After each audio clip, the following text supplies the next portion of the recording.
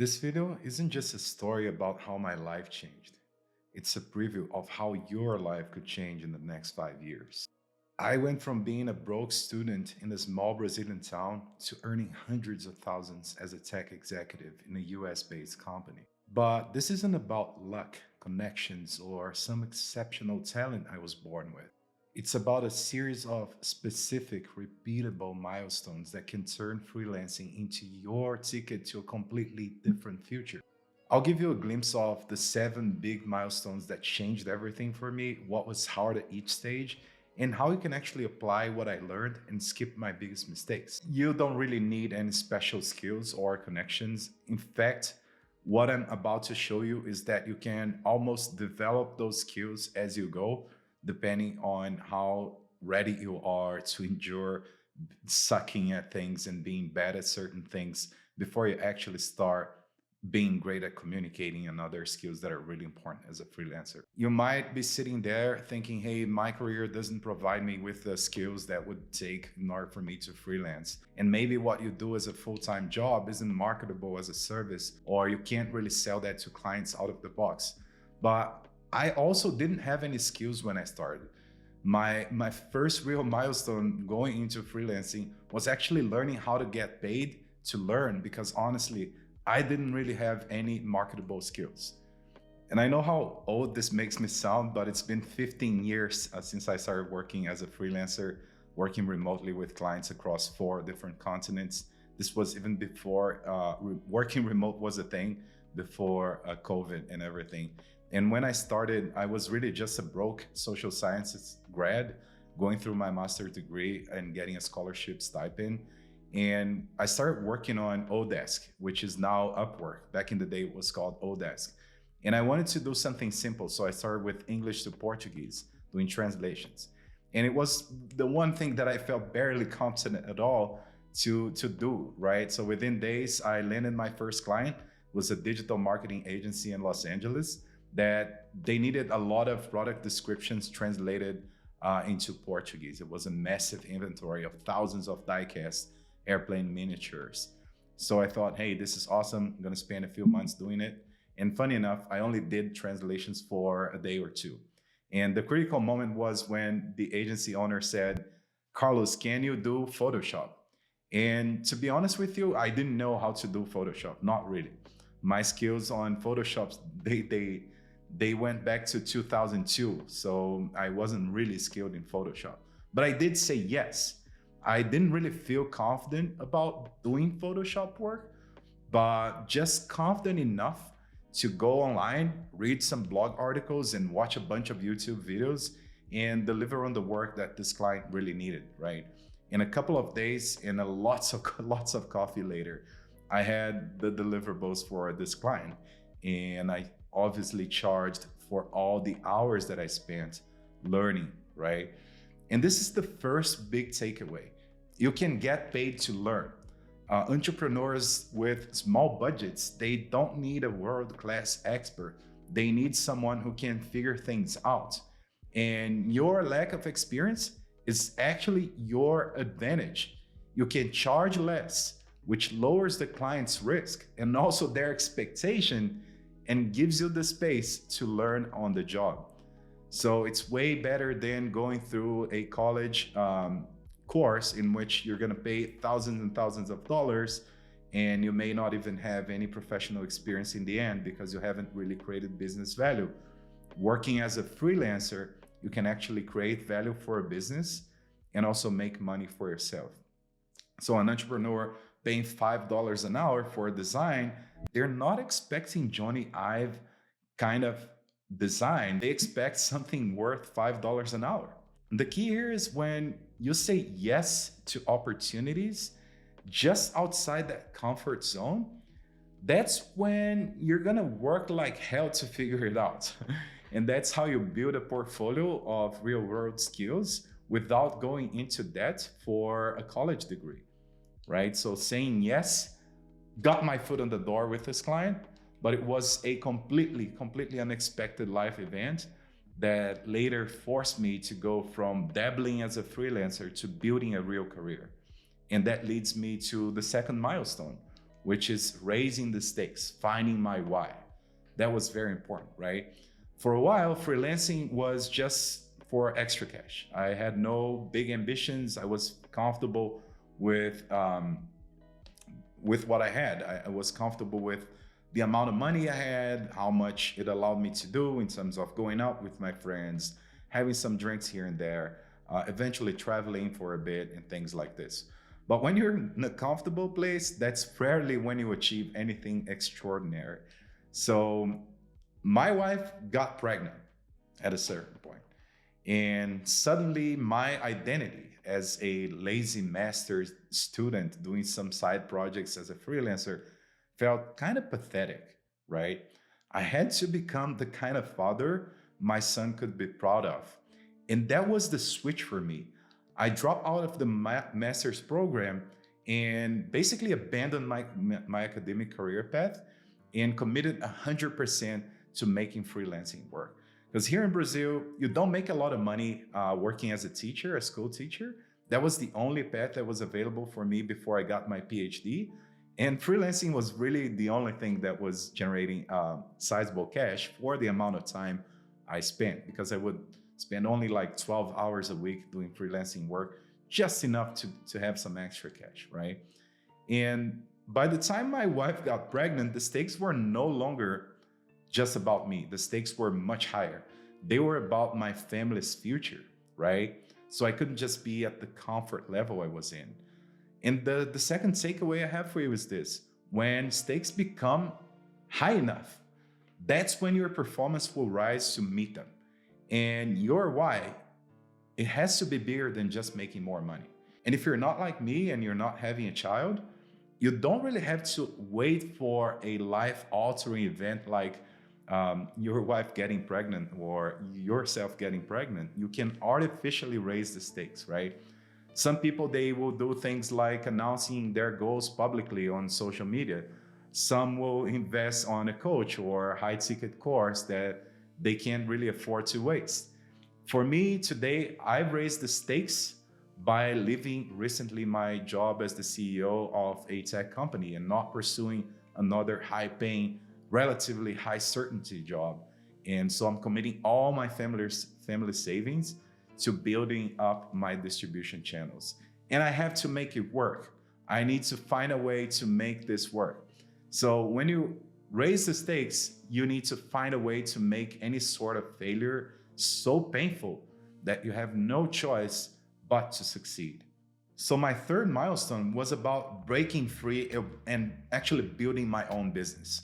And it's where I learned the single most valuable skill of my career, which is basically becoming a business owner. So that's the third milestone. And becoming a business owner to me has a lot to do with learning to sell. Working for just that one agency was great for learning, but they were kind of a bottleneck. They were a little bit disorganized and payments were often late, which was stressful for me and stressful for my family. And I realized, hey, I need to start getting my own clients. By that time, I had already stacked a lot of skills. I had learned how to run paid ads. I learned a lot of SEO. I learned a lot of web development, web design, video editing, social media, a lot of different skills because it was a full service digital marketing agency. And I knew I could offer a better service than the agency I was working for because I saw what they did, right? Like what kind of promises they made for clients and what delivery was actually like. And this is the third takeaway. Learning how to sell is actually the ultimate meta skill. It's more important than your actual technical skills. And through this process, I learned how to spot bad clients from their job descriptions. Oftentimes, when you have a job description with wild expectations and low budget, or they expect the paid ads to do something that paid ads can't do, or social media to achieve something that social media cannot achieve, you can actually spot that right there on the spot, right there by just reading their job descriptions. I learned how to turn vague client requests into concrete project scopes. It's important to be able to translate what a client is telling you to actual requirements for a project. I learned how to write cover letters that actually get read. It's easy to get lost in the shuffle of proposals when you're competing against other freelancers. I can tell you from the perspective of someone who's both hired and has been hired as a freelancer that freelancers actually they're very generic in their cover letters. So it's pretty easy to stand out, and I learned that very rapidly. I learned how to ask the right questions on sales calls so that I can actually uncover the client's real pain. Oftentimes, what the client is telling that they need is not really what they need. Like you need to dive a little bit deeper to uncover what's underneath the surface and be able to deliver something that the client will really benefit from. And being able to discern all these things is what really separates a low paid freelancer from a high value consultant. You stop just being a pair of hands doing repeatable tasks and you turn into a strategic partner. Which leads me to milestone number 4, which is getting noticed by and working with an industry leader. After a couple of years working with clients, I'd actually hit a plateau. I was working too many hours, I was juggling too many clients, and have just thrown a wedding party that drained my family savings. I was really, really tired. I hired some help and I had a small team, but that wasn't really solving the issue. And work just wasn't being meaningful anymore. And so that's when I got this random invitation, this random Upwork invite. And when I looked at it first glance, it looked just like another low paying gig, but something told me to dig deeper. And so I did. I did some research on the client and I couldn't believe it when I saw it. This job post was actually posted by the partner of Neil Patel. And that guy, Neil Patel, was one of the biggest names and still is in digital marketing. And I had studied him since I started marketing in 2009. And that was crazy. Like now I'm getting this invitation to maybe work in this guy's firm. That's crazy. So I applied immediately and I got on a call the same day and managed to land this gig. And I was stoked because with just one client, I could get like 70% of what I was earning with all my freelancing clients. And I could actually not have the expenses of a team and all the people that I was hiring. So this had the potential to be very transformational to me. Besides, I was working with my personal hero in marketing because honestly, I started in 2009. This guy was already a legend in back in the day. Like he already had a blog that taught you everything about marketing and SEO. And basically everything I had learned in SEO, like 60+% of what I learned came from this guy, right? And so when I started, my job was supporting the thousands of students that Neil had on his online course. And within just a few weeks, I was running this community of thousands of students, delivering coaching calls, group coaching calls, individual coaching calls, and leading this 15-person support team, 14 or 15, I don't remember. I learned a lot from this experience. I grew a lot through this experience. And honestly, I wouldn't be where I am today if it wasn't for this experience. And fast forward a couple of years, I think it wasn't even a couple of years, it was like 1 year and 8 months or something. At a certain point, the team that I was a part of was getting reduced because they stopped selling the course. So whereas I had previously like 14, 15 people helping me, I was actually working alone by the end of that process. So I was replying 200 plus emails a day. That's crazy, I know. I had my methods. I came up with ways to do that kind of work. And honestly, I didn't complain once. I knew that this one gig could take me somewhere completely new. I was doing way more than I was tasked with. And my hope was to one day draw the attention of Neil and Mike, his partner, to maybe have new opportunities inside the business. But when you're in a room with someone who can transform your career, show up like your future depends on it, because it actually does. If you want outstanding results, you need to pour in outstanding work. You can't just be average or do what everyone else was doing, right?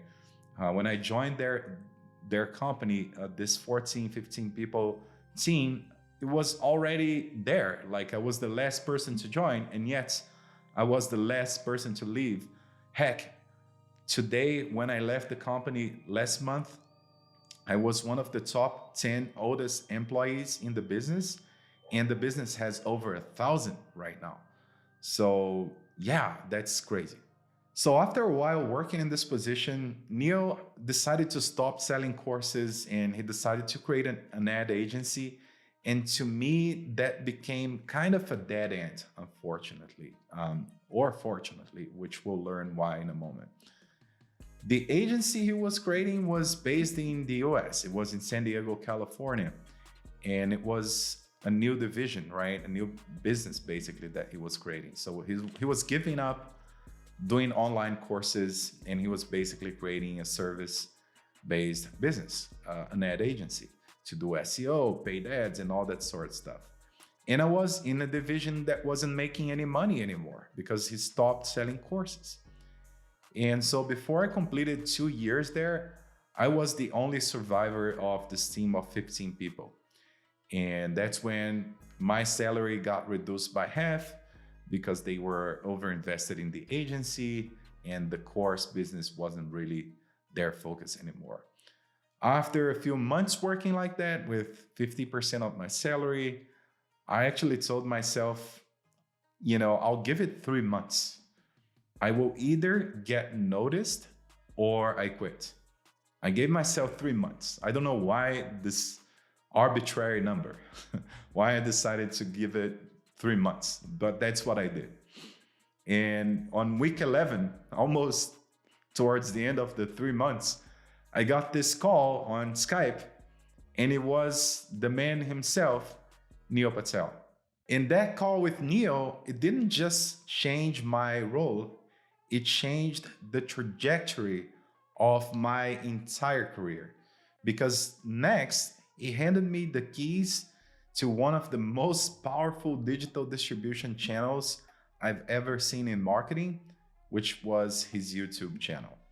Which leads me to the next milestone, which is mastering content distribution by running Neil's YouTube channel. Now, no matter how amazing your product or service is, if no one sees it, that doesn't matter. People think about great products, great services, being great at what they do, being great at the product that they sell, but they don't really think in distribution. Distribution is kind of like a second thought, right? And Neil was planning to spend $15,000 on this YouTube consulting team. He tells me this, right? Carlos, I'm hiring this consulting team that is going to help us with my YouTube channel. I want to have you shadow these guys. I want you to learn everything they do. And by the end of these 3 months, you're going to take over the channel. You're going to be in charge. And back then, the channel had like 200,000 subscribers. I felt ready, but that doesn't mean that I had the skills. It was just another opportunity in my career where the opportunity showed up for me to learn something new and be able to show up with those new skills and deliver new types of results in a business. So I studied everything. I learned everything I could out of the processes that this YouTube consulting firm had, how they created YouTube ideas, how they created titles, how they created thumbnails, how they created hooks, introductions for videos, retention tactics, scripting, everything. And so back in the day, we were creating 3 to 4 videos per week. And they would create like video script outlines for Neil, right? He would go to studio with their outlines and he would then record the videos. I was still managing the course community. I was still running live coaching calls. I would still be running the Facebook community. I would still be responding to hundreds of emails per week and running live sessions with the students. But over the next 4 years, I managed to write over 500 scripts for Neil. I designed hundreds and hundreds of thumbnails. I optimized the SEO for his videos. I came up with ideas for his videos. I learned everything about creating content that resonates, That was a huge opportunity and I leveraged it. I took it from 200,000 to 1 million subscribers. That was a huge achievement for me. And my takeaway from this is that I learned that your ability to distribute your ideas is more powerful than the idea itself or the product itself. I could see that because Neil got hundreds of thousands of visitors to his blog, hundreds of thousands and often millions of views to his YouTube channel. And this is what really allowed him to be so successful. Like, no matter what product or service he would have, his brand was so strong and his distribution was so powerful that he would make money. He has millions of newsletter subscribers, like, he has millions of social media followers. So, distribution can 10x anything you do. So, before launching any product, before launching any service, learning how to build and hold attention is key. This new skill that I was acquiring with YouTube didn't just make me a creator, it actually opened the door to something I never expected, which is leading a tech product with millions of users. Because Neil was very excited with the results that we were getting with his YouTube channel. And that actually created space for him to invite me to something else. Which leads us to the next milestone, which is becoming a product leader and running Uber Suggest. This is where I stopped just being a content guy and became a tech operator. Freelancing gave me a lot of skills, right? And content actually gave me leverage. But this one allowed me to really scale up my ability to bring in business results. Neil had recently acquired a tool called Uber Suggest. It was a basic SEO keyword discovery tool. And one day he called me and he said, "Hey, Carlos, let me show you how to communicate with engineers." He was setting requirements about things that he wanted to have built on Uber Suggest to the team of engineers that was working with him. I started working directly with those engineers, right? I would discuss designs with Neil, features with him, what we wanted users to accomplish, what was the position that we wanted to be in the market. And through this experience, I learned how to wear many other hats, and I wore every hat possible. As a product manager, I was working with our users, listening to their feedback about what the tool did, what were the things that were helpful for them, what were their pain points, the things that they wanted to see in the product, what were the jobs that they wanted to accomplish, and things like this. I was doing market research, seeing what the other tools were offering and that we didn't. I was doing a lot of product management related work. That was like 70+% of my time. I was also doing quality assurance. I was testing the tool every time it went live to make sure it didn't have any bugs. I was doing customer support and answering a lot of emails. I was doing customer success, creating new communications with clients to help them be more successful with our products. I helped build the teams from the ground up. And that was like including QA, translation, localization, support, engineering, design, you name it. And after 2 years in that grind, we launched the paid version. It made 8 figures in its first year. That was insane to me. This was directly impacting the top line, generating revenue. Because this is where I learned how companies grow from just a handful of people in a team to a really profitable business with global penetration and many different departments. I learned how to start new departments from the ground up, from scratch. And it's where I learned to build and not just to contribute. I was actually leading the effort. I was the general manager of Uber Suggest for quite some time. This is another instance where saying yes and being open to the opportunity of working in a technical domain that I had no knowledge, no skills, no connection with, allowed me to really step into something that propelled me to new heights. I didn't know how to manage engineers or how to write product management specs. I didn't know how to communicate with designers for UX. I didn't know how to do quality assurance. I didn't know how to do customer support for a technical product. Yet I was the person who started this all. And I was the person who started all these departments. And I started them by doing it all myself first. and I was able to figure it out. And again, there's no shortage of knowledge on the internet. And that's what allowed me to really grow the skills that I needed and cultivate myself to be able to accomplish what I did. And that's what freelancers do best. We adapt. So this was an incredibly rewarding experience to me. But here's the hard truth, right? Even though I helped build Uber Suggest from the ground up, once the company scaled, Neil really needed someone with more experience than me running it. They brought in this new leadership team, people with fancy resumes and pre existing relationships in tech.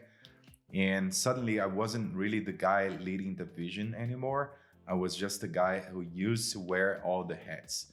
And I found myself reporting to new managers, being boxed into a smaller scope in product management only, and watching decisions being made. And I knew these decisions would hurt the product. And that was over a period of 2 years. And by the end of this process, I was really burnt out. And it felt like I was this guest in the house that I helped construct, all the while still doing two jobs in one. I would still run the YouTube channel and I would still do product management for Uber Suggest. So I made one of the hardest decisions of my life. I decided to quit. And I walked away from the company I helped build from scratch and from the job that I had spent the last 5 years in. By this moment, what really saved my life, it was my YouTube skills, right? I had already gotten Neil's channel to over 1 million subscribers.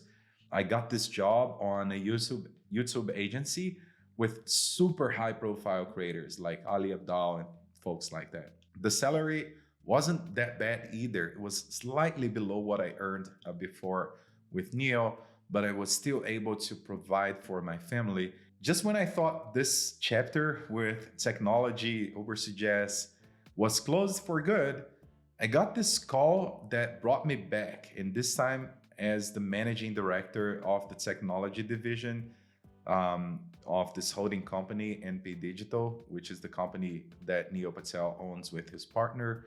So I became the CEO of Ubersuggest and Answer the Public, which leads us to the last milestone in my journey, which is becoming a CEO and running Ubersuggest and Answer the Public as such. And for someone who got started in this obscure corner in Brazil with broken English, no marketable skills, and coming out of a really academic discipline like social sciences, this is pretty insane to me. I got this call from Neil again, and this time he wanted me back to run the entire tech division, right? My first job was actually laying people off. We had lots of staff bloat and profitability was really low, and it was brutal but necessary. I had to do that as my first act as the leader of the company I had helped build. And it wasn't easy. I have to tell you that.